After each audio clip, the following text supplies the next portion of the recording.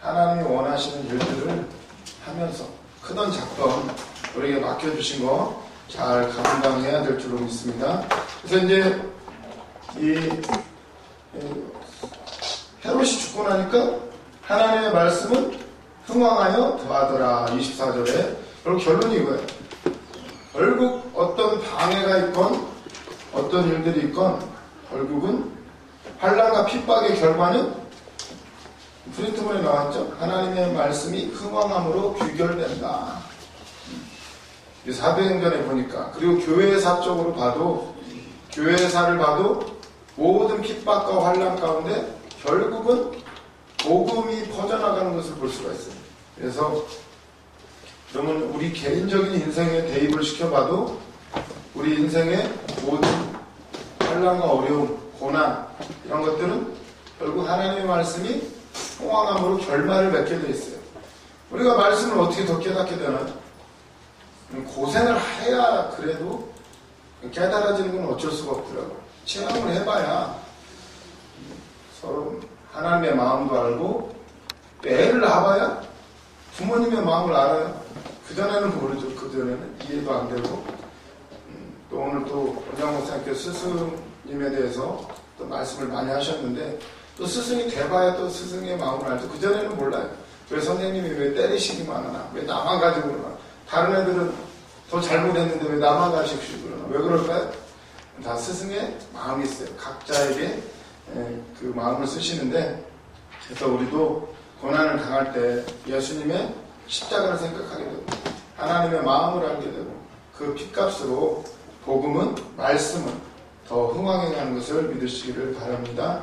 그래서 힘드시더라도 우리 신학교 정말 이곳에서 잘 깨지고 준비되면 주님은 반드시 우리를 통해서 큰 역사 이루어주실 줄 믿습니다. 그래서 13장 넘어가도록 하겠습니다. 13장 넘어가시면 1절, 안디옥 교회에 선지자들과 교사들이 있으니 곧 바나바와 니게르라 하는 시몬과 구레네 사람 루기오와 분봉왕 헤롯의 젖동생 만왕과 및 사울이라. 아멘.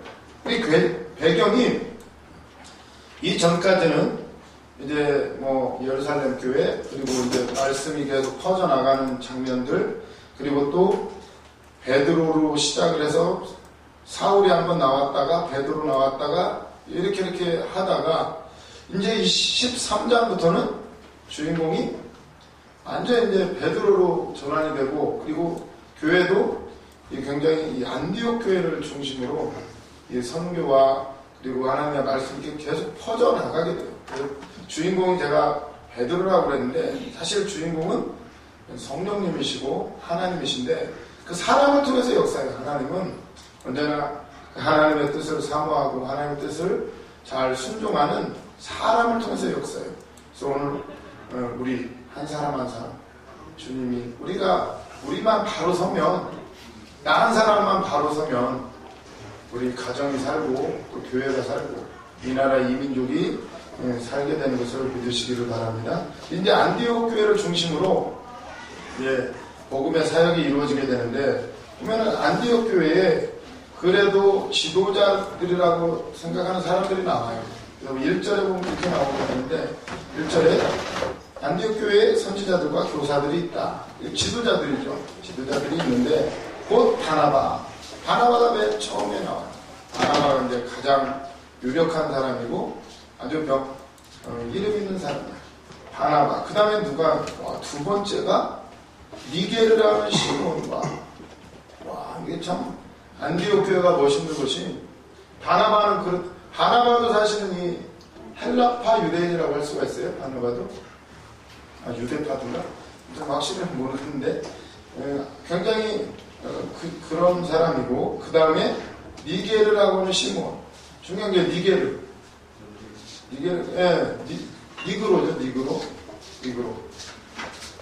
흑인이에요.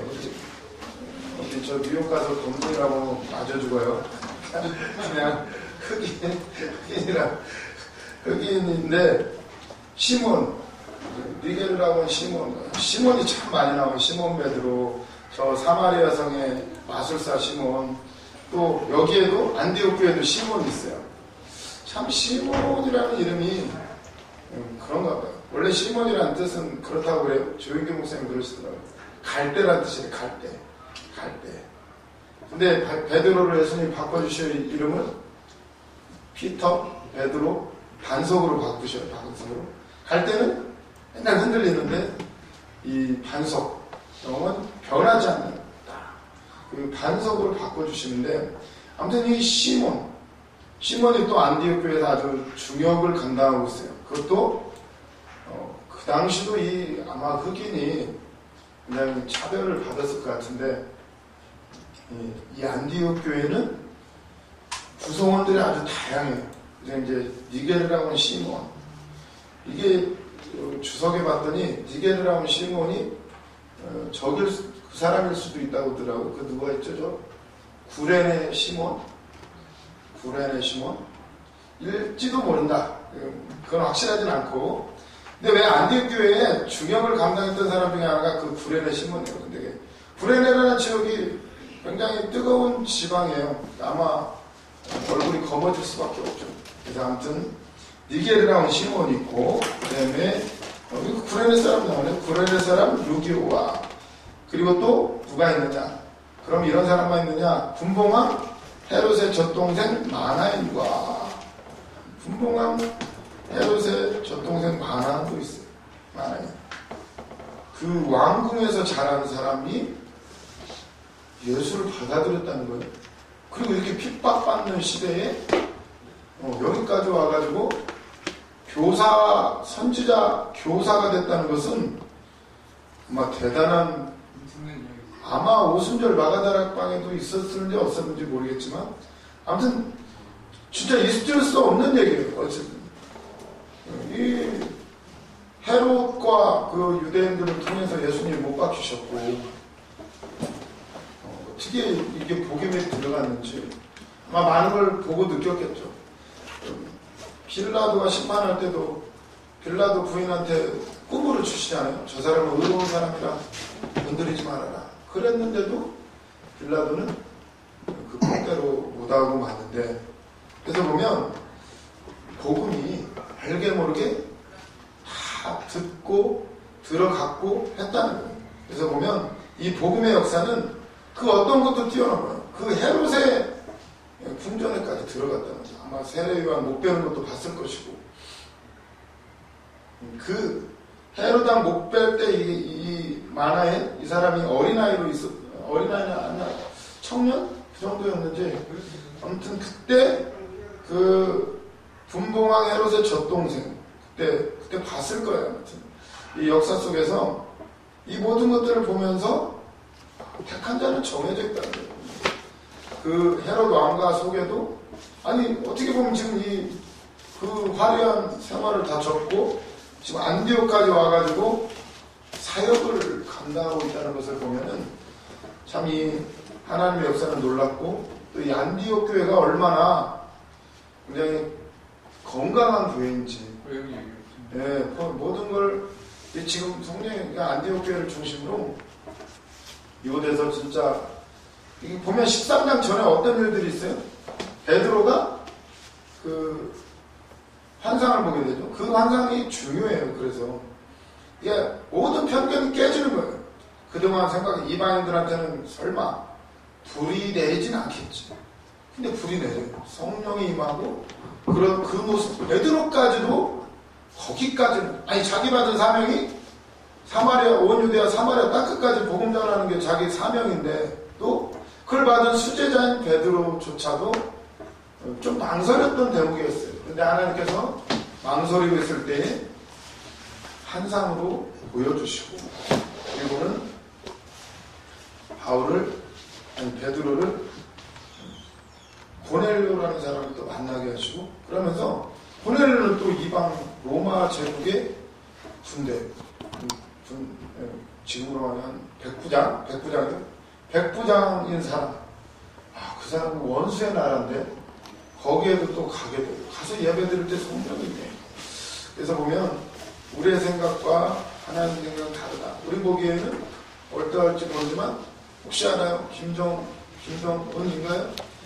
김정은도 불 받고 변화되면 북한 북한 전체가 다 교회로 바뀌겠죠, 완전히. 아멘요. 그래서 아무튼 하나님은 못 하시는 것이 없다는 거예요. 문제는 우리만 바뀌면 돼요. 우리만 바뀌면 사울이 바뀌어서 바울이 될지 어떻게 알았어요? 그 사람은 예수를 있는 사람은 다 죽이러 다니던 사람이에요. 근데 예수님이 만나주셔서 순식간에 바뀌어버려요. 그러면서 이 안디옥 교회 그리고 및 사울이다.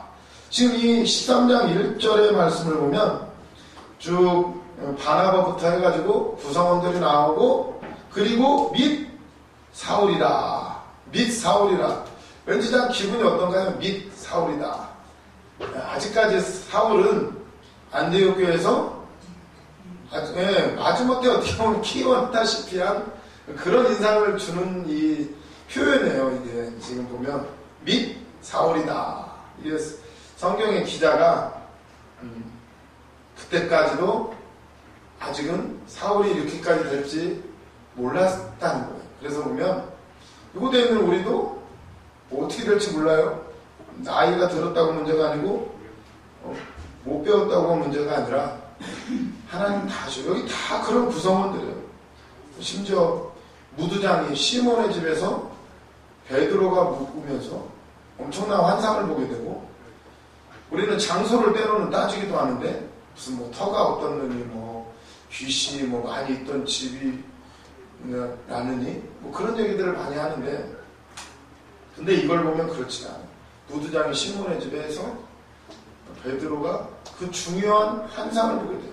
그 을에서 기도하고 그곳에서 환상을 받고 그 환상을 통해서 초대교회 때 있었을지도 모를 그런 많은 차별과 모든 편견들을 다 허물어뜨리고 시작을 해요.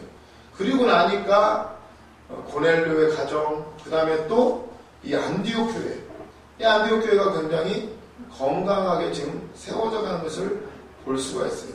그래서 우리도 우리의 사역을 감당할 때에 어떠한 편견도 갖지 말고 그 모든 일들 가운데 하나님이 하시는 일을 보시기를 바랍니다. 그 눈이 떠져야 돼요. 그 눈이 진짜 영혼을 사랑하는 마음, 지금은 저 사람이 어떻게 볼지 몰라도 그 안에 역사하시는 그 하나님의 마음을 우리는 읽어야 될 줄로 믿습니다. 그래서 보면 2절로 또 넘어가 보시면 2절 주를 섬겨 금식할 때에 성령이 이르시되 내가 불러 시키는 일을 위하여 바나바와 사울을 따로 세우라 하시니 이에 금식하며 기도하고 두 사람에게 안수하여 보내니라. 아멘. 구성원이 나오게 되고 그 다음에 주를 섬기고 금식할 때에 성령이 이르시되 이게 중요한 말씀이에요. 성령이 이르시되 다른 사람이 뭐 시켜서 한 게 아니고 베드로가 수제자가 아니면 영향력 있는 바나바가 그 누구가 아니라 성령이 말씀하신 거예요. 성령이 이르시되 내가 불러 시키는 일을 위하여 내가 이 프린트물 보세요. 성령이 이르시되 이거 하나를 잡았어요. 만약에 설교를 하신다면 성령이 이르시되 이거 가지고도 뭐 할 말이 많겠죠. 그 다음에는 내가 불러 시키는 일을 위하여 사명을 위하여 이렇게 설교를 할 수가 있을 거예요. 그 다음에 따로 세우라. 따로 세우라. 같이 하면 좋은데 여기는 또 따로 세우라는 거예요. 누구를? 바나바와 사울을. 벌써부터 성령은 이미 알고 계셨어요. 따로 세우라. 따로. 바나바가 누구예요? 바나바를 통해서 사울이 사도들과 사귀게 되고 제자들과 사귀게 되고 아주 그 관계는 그 은혜는 이루 말할 수가 없죠. 그런데 따로 세우라는 거예요. 우리도 물론 같이 나누고 하지만 어떨 때는 하나님이 따로 세우실 수가 있어요. 따로. 아무리 친한 관계일지라도 나중에 이 바나바와 사울이 엄청 다퉈요.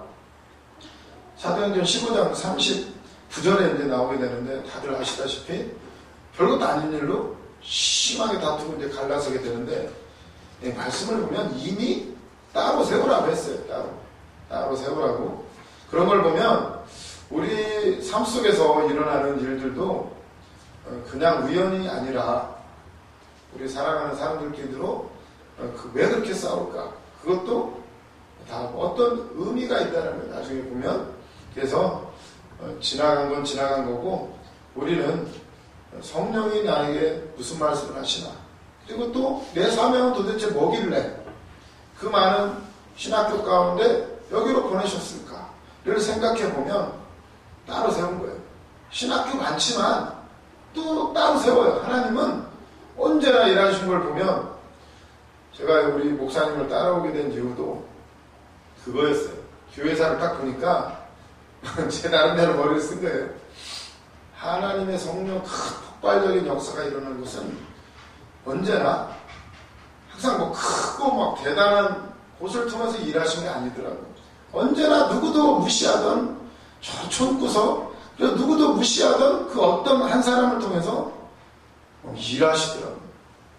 그래서 사람들은 어떻게 볼지 모르지만 우리 재단과 또 그리고 우리 신학교를 통해서 어떤 그런 감동이 있었어요. 마지막 때에 교회가 없어서가 아니고 하나님은 또 따로 세우세요.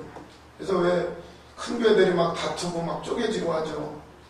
왜 그럴까? 왜 덕이 안 되게? 물론 그렇게도 생각할 수가 있지만 하나님의 관점에서 보면 뜻이 있어요. 쪼개지고 나눠지고 흩어져야 돼요. 복음을 계속 퍼쳐야 돼요. 바벨탑을 쌓으면 무너져요. 흩어져야 돼요. 하나님의 지상명령 창세기에 나오죠. 생육하고 번성하라. 땅에 충만하라. 번성하라. 아니 사람들이 한 곳에만 모여있으려고 그래요. 여기 무너뜨려요.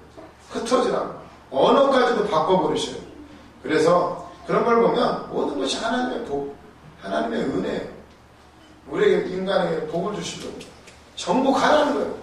근데 그러기 싫어요. 같이 모여있고 싶어하고 그냥 그렇게 편하게, 그렇죠. 여기가 저 싸움. 그때 주님은 하시는 일이 뭔가 하나를 폭탄을 터뜨리든지 바벨탑을 무너뜨려버리고, 그리고 우리 인생 가운데서 뭔가 폭탄을 던지셔요. 그때 우리는 깜짝 놀라서 도망가고, 근데 나중에 보면 그게 복음의 역사예요. 복음의 역사. 그래서 우리가 그 복음의 말씀에 성령의 일하심에 집중하게 되면 걱정할 필요도 없고 염려할 필요도 없고 기뻐하고 감사하게 될 줄로 믿습니다. 바나바와 바울을 따로 세우라. 3절 이에 금식하며 기도하고 두 사람에게 안수하여 보내니라. 아멘. 이러면서 또 4절로 넘어가시면 두 사람이 성령의 보내심을 받아. 또 성령의 보내심을 받아요. 결국은 우리도 이곳에 온 것도 성령의 보내심을 받아서 온 거예요. 다른 게 아니라 모두가 다 성령의 보내심을 받아 실루기아에 내려가 거기서 배 타고 구브로에 가서 살람에 이르러 하나님의 말씀을 유대인의 여러 회당에서 전할세.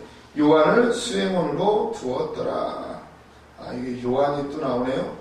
이게 마가 요한이에요. 마가 요한. 바나바의 생질. 그 문제, 그 마가다락방 주인이 누구예요? 이게 마가다락방, 이 마가가 마가예요. 마리아의 집, 거기에서 성령이 임했고, 그 집 부잣집 아들, 이게 요한인데, 여기 나와요.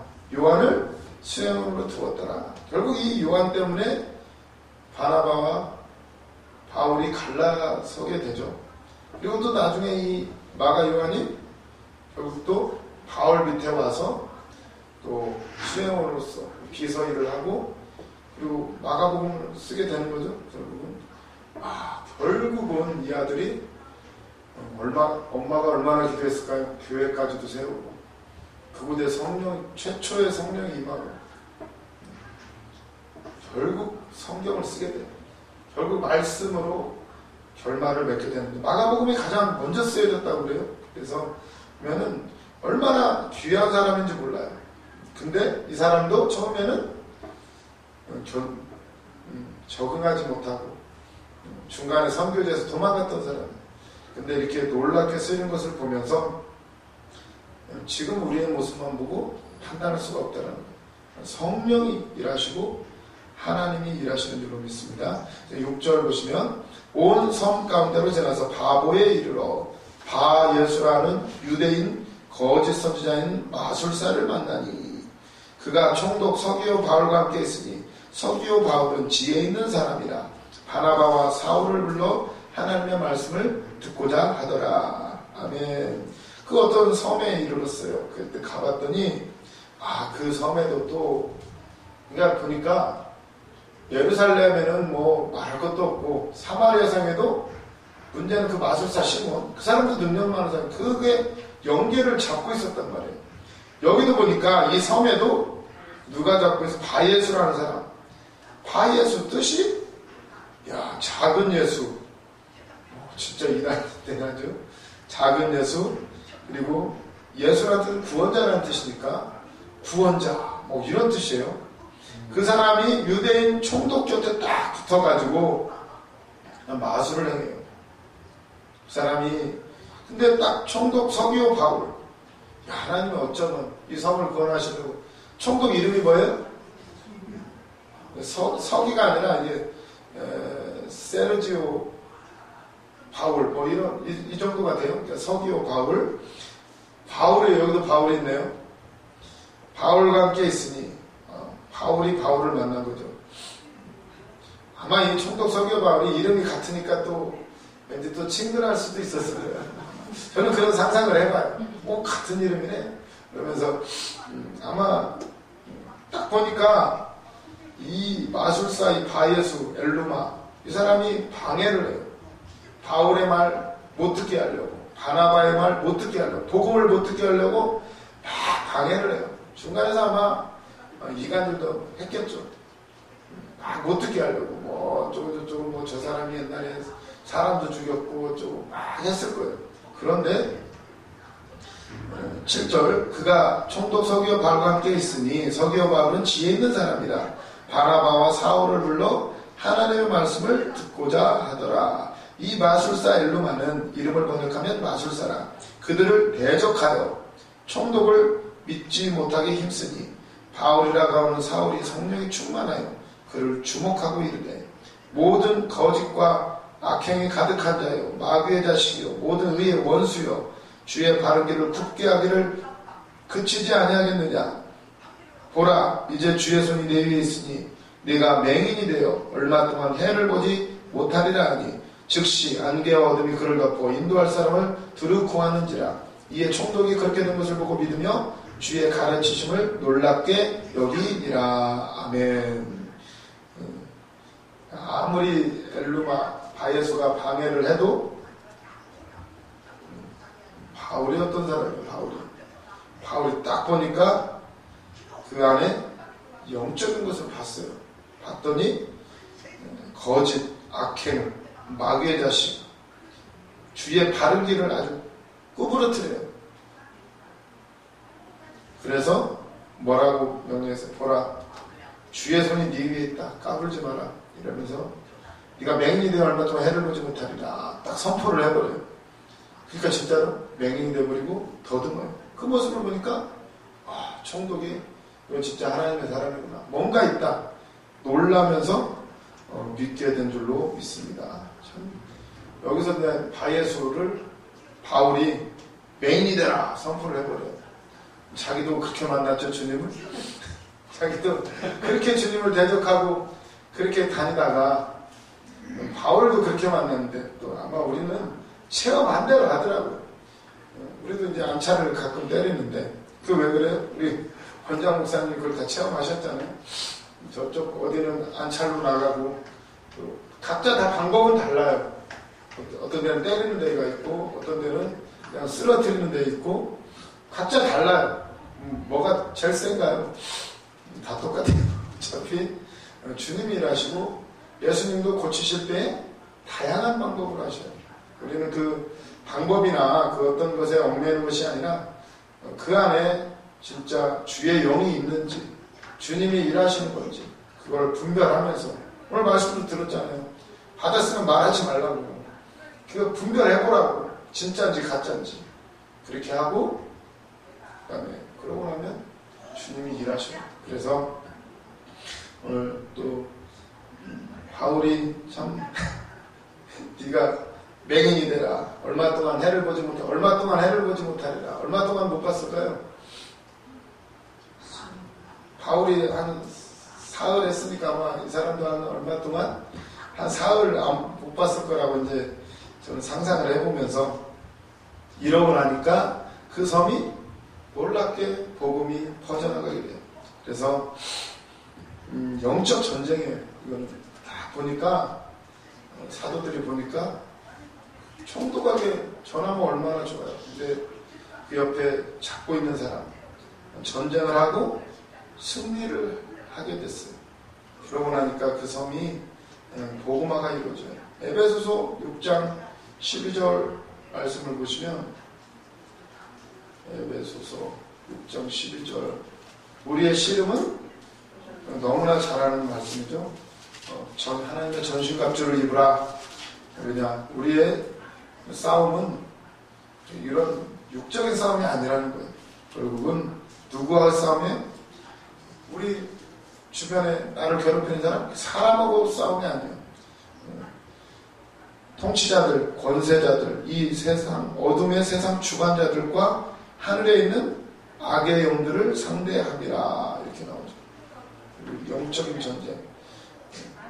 모든 게 그렇더라고요.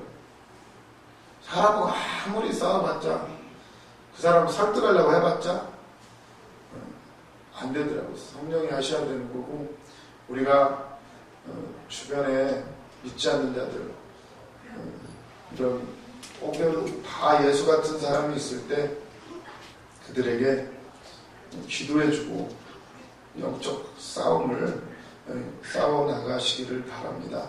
그래서 이렇게 하면서 이 섬이 이제 구원을 받게 되는데 그리고 나서 13절 보시면